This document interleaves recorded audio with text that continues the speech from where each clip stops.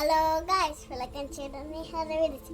അപ്പോൾ ഇത് കണ്ടോ, തീര പിന്നെ തക്കാളി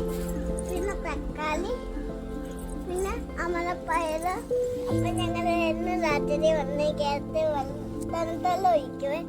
പക്ഷെ ഞാൻ കൂടെ ചെല്ലും. എല്ലാ വീട്ടിൽ പിന്നെ ഞാനാണെങ്കിൽ ഇത് ചെയ്യും.